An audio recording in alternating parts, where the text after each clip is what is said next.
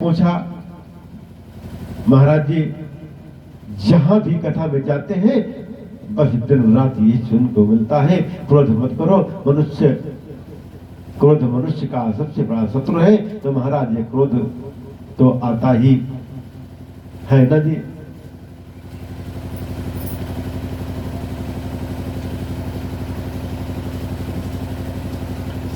ये तो भी बना हुआ है भगवान का। हमने उनसे कहा आपको मना किसने किया क्रोध करने को?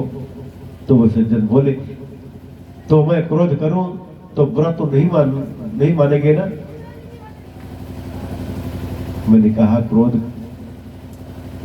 लेकिन क्रोध का मौका पड़ने पर करो, हर समय मत करो। हर समय क्रोध करना बुरी बात है। यदि क्रोध करना है तो गले से नीचे तक मत करो, यानी अंदर से क्रोध मत करो, मराठी क्रोध करो। जैसे रामलीला में राम रावण का युद्ध हुआ, ये बनावटी क्रोध करते हैं। जैसे माँ बच्चे पर क्रोध बनावटी करती है, अंदर से नहीं करती। गीता में भगवान कहते हैं क्रोधाद बोध समोहात् स्मृत ब्रह्म स्मृत भ्रंशान बुद्धिनाशो बुद्धिनाश प्रणश्यते। क्रोध से मोह पैदा होता है, उससे स्मृत में विभ्रम पैदा होता है, और स्मृत से विभ्रम होने से बुद्धि नष्ट हो जाती है। इसकी बुद्धि नष्ट हो जाती है, उसका जीवन नष्ट हो जाता है। इसलिए सच्चा क्रोध नहीं करो। क्रोध करना है तो मेरी गोविंद से करो। जैसे कर्मा बाई क्रोध करके गोविंद से को कहने लगी तुम नहीं खाओगे तो मैं भी नहीं खाऊंगी। तो गोपाल को प्रकट होकर खिचड़ी का भोग लगाना पड़ा। व्यर्थ का क्रोध कभी मत करो, वो काम बिगाड़ता है। उसने सबको निर्देश दे दिया कि कोई उनका स्वागत न करे, लेकिन हमारी मथुरा की महिलाएं माताओं ने आपस में कहा अरे बजमारे, तू हमें मार्ग में जाकर स्वागत न कर दोगे तो हमारे घर की छतन पर से फूल पर जाने में ना रुक सकते। माताएं बहनें सब अट्टिकालिकाओं पर चढ़ गई, सोचने लगी लाला इधर से निकल सको तो उनसे दर्शन करेंगी। जब प्रेम जब उमड़ता है तो नियम नहीं दिखता। कन्हैया ने सोचा कंस का उद्धार तो मुझे शीघ्र करना है। कन्हैया ने बाबा जी कहा बाबा हमने नगर का भ्रमण करने जाना चाहे। बाबा ने कही नाय बेटा, मैं तुम्हें मथुरा में नाय जान दूंगा। तुमने यहाँ काव से चारों कह दियो तो झगड़ो है जाएगो। नाय बाबा हम कुछ न कहेंगे, बस भ्रमण करके आ जाएंगे। अच्छा बलराम बेटा तू बड़ो है, इनके संग में जाइयो, देख उधम नहीं होने चाहिए। क्या बोल रहे हो? तो एक कथा तुम जाके नहीं करते क्या बात है? तो आज क्या बात है?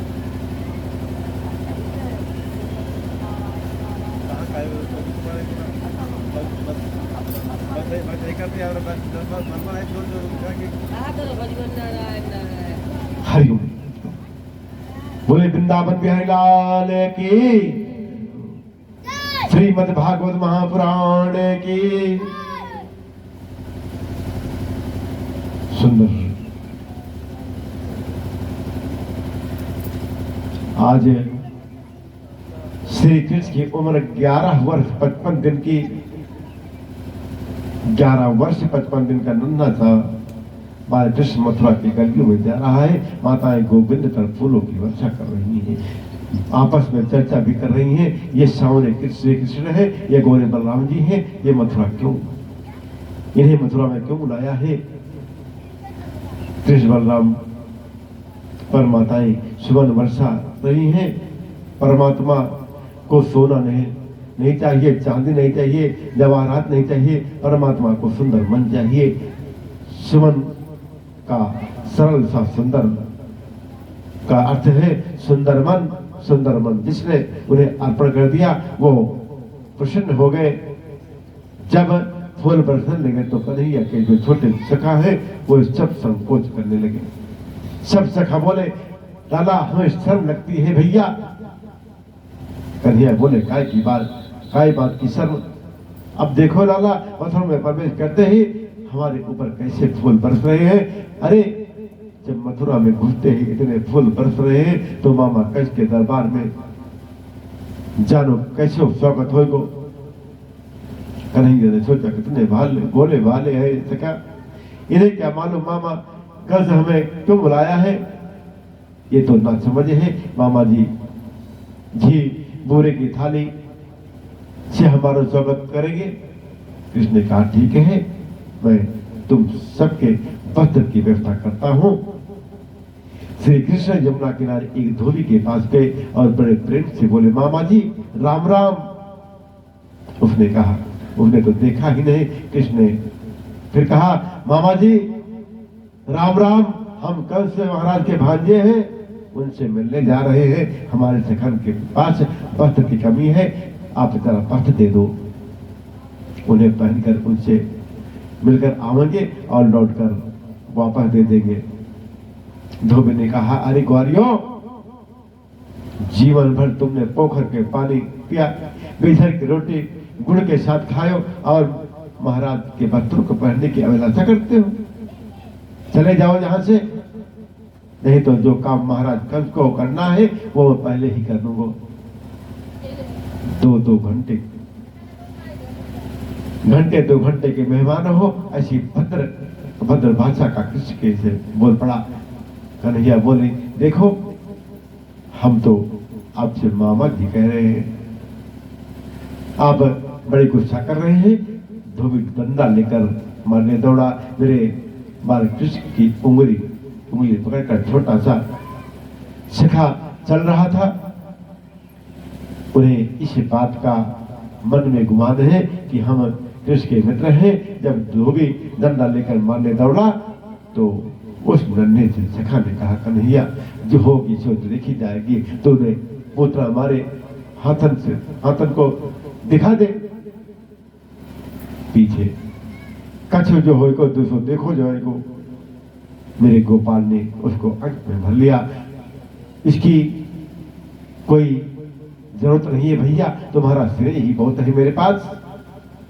धोबी जब मारने दौड़ा तो मेरे बाल कृष्णलाल ने अपना छोटा सा हाथ उसके मुंह पर मारा और उसका सिर धड़ से अलग हो गया।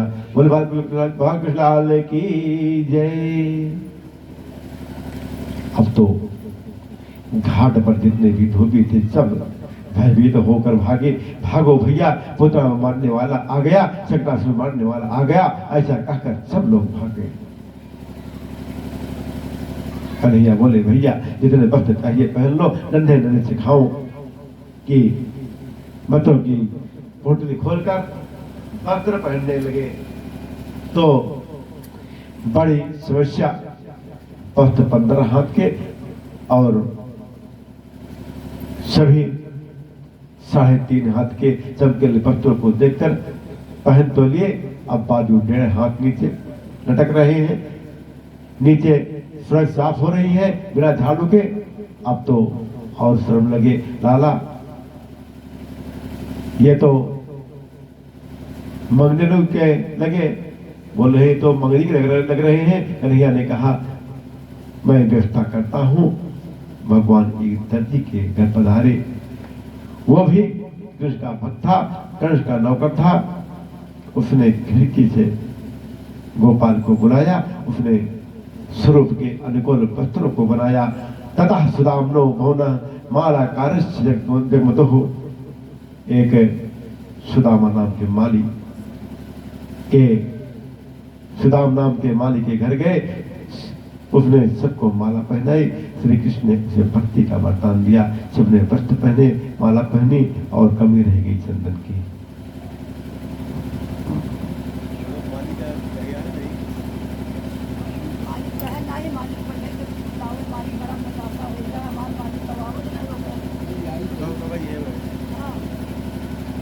3.5 जगह से उसकी कमर टेढ़ी है, चेहरा बड़ा विभत्स है, डरावना है, काली थी। उसके हाथ में चंदन का कटोरा था।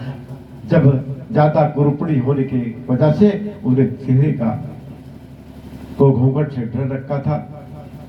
लेकिन मेरा गोविंद किसी के चमड़े को नहीं देखता, गोरा है कि काला है, कृष्ण ये नहीं देखते आभूषण का आपने आभूषण क्या पहना है, वो तो आपके मन को पकड़ता है। संसार के सब कहलाने के लोग उस कुरूपणी नारी से बात करना भी पसंद नहीं करते। जब गोविंद के बगल से होकर निकले तो मेरा गोविंद उसके सामने जाकर खड़ा हो गया और बड़े स्नेह प्यार से पूछा, ऐ सुंदरी जी आपका परिचय क्या है? किसने पूछा, आप हाथ में चंदन की कटोरी लेकर किधर जा रही हैं? आपको बहुत अच्छा लगे तो अपना परिचय बताओ, और अत्यंत अच्छा लगे तो चंदन हमें लगा दो। उसके तो मन में रसगुल्ले फूट गए। अपनी साड़ी के पल्लों को हटाकर गोविंद को देखा तो गदगद हो गई। हृदय में आनंद रूपी हिलोरे उठने लगे। कन्हैया से बोले, आपने मेरा परिचय पूछा है? कृष्ण बोले, हाँ हाँ तुम्हारा परिचय ही पूछा है। गोपाल क्या परिचय दो? मैं कंस की दासी हूं, मेरा नाम सरंधरी है, लेकिन 3 जगह से टूटी हुई है। कोई मेरा नाम नहीं लेता, मुझे सब कुब्जा कहते हैं, त्रिवक्रा कहते हैं। हे गोपाल, मेरे जीवन का आज ये पहला दिन है कि किसी ने मेरा परिचय पूछा है। दुनिया के लोगों ने कभी मेरा परिचय नहीं पूछा, मैं कौन हूं। मेरे द्वारा खिस्सा हुआ चंदन महाराज कंस को बड़ा प्रिय लगता है, लेकिन आज मेरा मन हो रहा है ये चंदन मैं आपको लगा दूं। क्या आप मेरे हाथ से खिस्सा हुआ चंदन स्वीकार करेंगे? कृष्ण ने कहा, हाँ लगाओ ना। उस त्रिवक्रा ने कृष्ण के शाखाओं को चंदन लगाया, श्री बलराम जी के लगाया। जैसे ही मेरे गोविंद को चंदन लगाया, गोपाल की आंखों से आंसू झर पड़े। सोचा ये रंग की काली है, त्रिवक्रा है, इसलिए इससे लोग बात करना पसंद नहीं करते। इसे भी तो मानवीय गुणों से जीने की अधिकार प्राप्त होना चाहिए। कन्हैया ने कुब्जा को अपने नजदीक आने को कहा। वो जैसे ही कन्हैया के पास आई, बाल कृष्ण ने उसकी ठोड़ी में 3 उंगली लगाई और जरा सा झटका दिया तो परम सुंदरी बन गई। बोले बालकृष्ण की जय। जिस पर गोविंद कृपा कर दे उसके लिए बड़ी बात नहीं है। जा पर कृपा राम की होई, ता पर कृपा करे सब कोई। राम भई जहि दाहिने, सबई दाहिने ताहि। अब भगवान कंस के धनुष यज्ञ में पधारे। बाएं हाथ से प्रभु ने धनुष को उठाया और जितनी देर में पलक गिरते हैं उतनी देर में धनुष के 3 टुकड़े कर दिए। कुबलिया पेड़ नाम के हाथी को मार दिया। कंस के पास समाचार गया, ये क्या किया महाराज? कंस को क्यों बुला लिया? किसको क्यों बुला लिया आपने? आपके धोबी को मार दिया, आपके दर्जी से कपड़े सिलवा लिए, आपके माली से माला पहन ली, कुब्जा से चंदन लगवा दिया, वो उसको परम सुंदरी बना दिया। महाराज दुख से दुखद समाचार ये है कि धनुष तोड़ दिया। वही धनुष जो शिव जी ने दिया था कंस को, और कहा ये धनुष जो तोड़ेगा वो तुम्हें छोड़ेगा नहीं। अब तो कंस को भय से नींद नहीं आती, तो उसे स्वप्न में गधी पर अपनी सवारी दिखाई देती। अनेक प्रकार के जो स्वप्न उसको दिखते हैं। सैनिकों ने कहा, क्यों आप चिंता करते हो? हम लोगों ने बहुत बड़ी रंगभूमि बनाई है, उसमें बड़े बड़े पहलवान मुष्टिक चारूण कृष्ण बलराम को ललकारेंगे, बस आपकी आंखों के सामने दोनों को मार देंगे। विशाल रंगभूमि में एक तरफ माता विराजमान है एक तरफ युक्तियां हैं, एक तरफ राजकुमार हैं, एक तरफ वृद्ध पुरुष हैं, संत महात्मा भी है, एक तरफ बड़े बड़े मल्ल पहलवान हैं। उन लोगों ने कहा महाराज बालकृष्ण को आने दो, फिर बलराम को आने वाले ही हैं, आपकी आंखों के सामने दोनों को मार देंगे। कंस महाराज का सिंहासन ऊंचाई पर लगा हुआ है, सीढ़ियां चढ़कर कृष्ण बलराम दोनों भैया रंगभूमि में प्रवेश कर रहे हैं। आचार्य सुखदेव जी बहुत सुंदर चित्र कर रहे हैं इस झांकी का। कृष्ण तो एक ही है, लाखों नर नारी बैठे हैं आचर से, और एक ही कृष्ण आप सबको बार बार अलग अलग रूप में दिखाई देता है। ये बड़े बड़े मल्ल पहलवानों को मेरा गोविंद पहाड़ जैसा दिखाई देता है।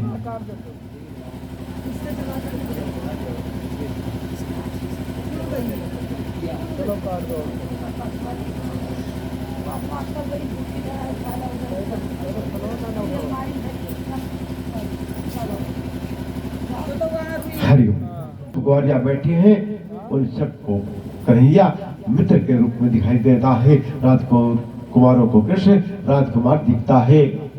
ना समय लोग उन श्री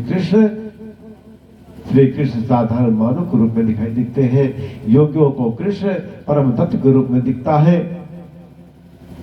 ज्ञानियों को ब्रह्मा के रूप में दिखता है। भक्तों को भगवान के रूप में दिखता है। जाकी रही भावना जैसी, जाकी रही भावना जैसी, प्रभु मूरत देखी तिन तैसी। जैसा जिसका भाव है, एक ही प्रभु के दर्शन अनंत रूप में हो रहा है। जैसे जैसे आपके सामने एक श्वेत मणि को रख दिया जाए और कहा श्रीमान इस मणि का रंग क्या है, आपकी आंखों पर काला चश्मा लगा होगा तो आपको ये काली दिखेगी। दूसरे ने हरा लगाया है तो उसे हरी दिखाई दी। ऐसे आपको जिस रंग के चश्मे लगे दिखेंगे वैसे ही आपको दिखेगी। मणि वही है, अपरिमेय है, लेकिन आंखों पर चश्मा जैसा होगा उसका रंग वैसा ही दिखेगा। वैसे ही परमात्मा के स्वरूप में परिवर्तन नहीं होता, लेकिन भावना तक दृष्टि जैसी होगी प्रभु उसी भाव में दिखेंगे। कंस को मेरा गोविंद साक्षात काल के रूप में दिखता है। चारों मुष्टिक ने कहा आओ कृष्ण, हमने तुम्हारी लीला बहुत सुनी है, गोकुल में तुमने बड़ा नाटक किया है, आज हमारे साथ तुम्हें युद्ध करना पड़ेगा। कन्हैया बोले वो तो हम पे आवे ना आए, कैसे नहीं आता। हमने पुत्रा भेजी, छठा भेजा, वर्त भेज दिया, सारे रक्षसों को तुमने मार दिया, कहते हो मुझे युद्ध करना नहीं आता। किस बोले तुम्हारी चौकन दिखाकर कह रहा हूं मामा जी, जितने भी राक्षस कहे कहे बोलते आए सब मारे गए, हमने तो उन्हें जमुना जी में फेंके। बस चारों ने कहा ना बालो ना किशोर तुम, बलश्च बलिनाम बरह, लीलाए भ्यो हो हतो एन सहस दुपद संवत।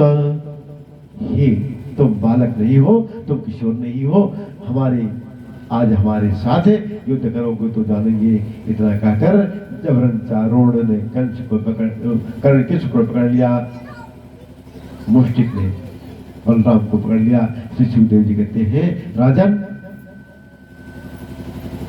चारों कंस का सेनापति है, ये अतिरथी वीर है जो 1 लाख सैनिकों को से अकेला युद्ध कर सकता है। ऐसे अतिरथ वीर से मेरा नंदन सा बालक लड़ेगा, जिसकी आयु 11 वर्ष 56 दिन है, लेकिन ये ताकत मेरी है मैया यशोदा के दूध से। जिस माता के अंतर हृदय में ये भावना हो कि वृद्धा अवस्था में बालक हमारी सेवा करे, तो बचपन में बालक को अपना दूध पिलाना चाहिए। मात्र दुग्ध में जो ताकत है वो और किसी चीज में नहीं है। हमारे आयुर्वेद में लिखा है कि 1000 अंडे खाने से जो विटामिन मिलता है वो विटामिन केवल 1 आंवला खाने से मिल जाता है। कृष्ण ने बड़े बड़े राक्षसों का उद्धार किया। क्या कहा? आयुर्वेद में लिखा है जो 1000 अंडा खाने से जो विटामिन हमें मिलता है उतना 1 आंवला खाने से हमें मिल जाता है।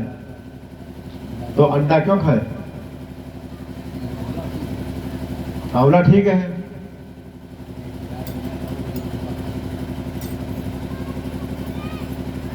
व्यक्ति किसने इतने बड़े बड़े राक्षसों का उद्धार किया, इतने आताइयों को मार गिराया, वो सब दूध दही माखन खाकर व्यक्ति को विशुद्ध शाकाहारी होना चाहिए। आयु लंबी आयु और निरोगी काया में रहना है तो शाकाहार का सेवन करो। किसी प्रकार का रोग आपको घिर नहीं सकता। जो अंदरूनी ताकत है, शारीरिक शक्ति है, आत्मशक्ति है, वो हमारे शाकाहार में जितनी सन्निहित है उतनी मांसाहार में नहीं है। मेरे गोपाल ने चारों से युद्ध किया और चारों को उठाकर 7 बार नीचे घुमाया और धाम से पृथ्वी पर पटक दिया। बलराम ने मुष्टिक के मस्तक पर मुष्ट का प्रहार किया। रुधिर दमन करता हुआ जमीन पर गिर गया, उसकी मृत्यु हो गई। तीसरे आताताई को प्रभु ने उठाकर जमीन पर पटक दिया। एक एक करके सब राक्षसों को प्रभु ने ऐसे ही मार दिया। बोले बालकृष्ण की जय। कोई धनुर्बाण नहीं, कोई तलवार नहीं, किसी को धक्का देकर मार देते हैं, किसी को उठाकर पटक देते हैं। एक सैनिक को मारने के लिए तैयार हुए। वो बेचारा हाथ जोड़कर बोला, मुझे मत मारिए, पेट के लिए नौकरी करता हूँ कंस की, लेकिन आपका भक्त हूँ। मेरी कन्हैया छलांग लगाकर कंस के सिंहासन पर जाकर खड़े हो गए। अरे चारों मुष्टिक सब कहाँ गए हो? पकड़ो इसे।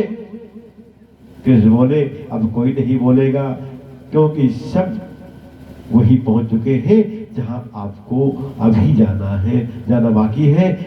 उछल कर कृष्ण के मुकुट को गिरा दिया और कसकर उसके केश पकड़ लिए। कृष्ण ने कहा, ये क्या अपसभ्यता है, मेरे केशों को क्यों पकड़ रहे हो? कृष्ण ने कहा, लगती है? हाँ, इतनी जोर से तुमने केश पकड़ रखे हैं। कन्हैया बोले, मामा जी आपको पता तो चला कि केश पकड़ने से कितनी लगती है? क्यों? क्योंकि जाके पाँव न फटी बेवाई, सो का जाने पीर पर आई। जाके पाँव न फटी पाँव बेवाई, सो का जाने पीर पर आई। अपने पैर की बेवाई जब तक नहीं फटती तब तक दूसरे की पीड़ा का अनुभव नहीं होता। जो बात हमें अपने लिए बुरी लगती है वो बात कभी किसी को मत करो, उसके साथ मत करो। कितने कितने संतों ने तुमको कष्ट दिया, संतों को तुमने कष्ट दिया। मेरी मां देवकी जब ससुराल जा रही थी, जो बेचारी जो तुम्हारी चचेरी छोटी बहन है आकाशवाणी को सुनकर माता देवकी के केश को पकड़कर तुमने रथ से नीचे खींचा और तलवार से उसका सिर काटने के लिए तैयार हो गए। परंतु मामा तब तो आपको पता नहीं था कि केस पकड़ने में कितना कष्ट होता है। आज आपको पता तो चला होगा जब आपके केस भी किसी ने पकड़े। कहीं बोला, छोड़ दो मुझे। कन्हैया बोले, मामा जी हमें तो पकड़ में आवे, हमको तो छोड़ो, वे आवे ना। कृष्ण कहते हैं, अपनी आंखों को भली प्रकार खोलो और मुझे देखो। रघुवर कभी ऐसा नहीं कहते। राम जी ने जीवन में कभी ये नहीं कहा कि मैं भगवान हूं, मेरी ओर देखो, मेरे चरण में आओ, मैं तुम्हें मुक्ति दूंगा। लेकिन कृष्ण ने इस सच्चाई को जीवन में कभी नहीं सोचा। तकरीबन 50,000 बार कृष्ण ने कहा है, मैं भगवान हूं, मेरी शरण में आओ, मैं तुम्हें मुक्ति दूंगा। इसलिए कंस को कहते हैं, तुम मेरी ओर देखो, कितनी सुंदर मृत्यु और नहीं हो सकती। हम जीवन भर यही प्रयास करते हैं कि अंत में सब गोविंद का दर्शन मिल जाए। तुम कितने भाग्यशाली हो मामा, कि तुम्हारी अंतिम समय तुम्हारी आंखों के सामने मैं खड़ा हूं, मुझे अच्छी तरह देखो, मैं तुम्हें मुक्ति दूंगा, मोक्ष प्रदान करूंगा। ऐसा कहने वाला केवल परम ब्रह्म केवल कृष्ण है कि मेरे सामने आओ, मैं तुम्हें मुक्ति दूंगा, लेकिन सामने नहीं आओगे तो फिर मैं तुम्हें कुछ नहीं कर सकता। लाखों नर नारी देख रहे हैं, 35 वर्षों से हमें कोई हंसा नहीं है मथुरा में, और आसपास के गांवों के नर नारियों को कुछ ने हंसने नहीं दिया। आज सब डर रहे थे। छोटा सा बालक कृष्ण इस महानरसी वीर से अकेला बात कर रहा है, परंतु कन्हैया ने यशोदा का दूध पिया। मेरे गोपाल ने उसके केशों को पकड़कर सीढ़ियों से नीचे गिरा दिया, कंस को मार दिया, कृष्ण का उद्धार कर दिया। बलबाल लाल की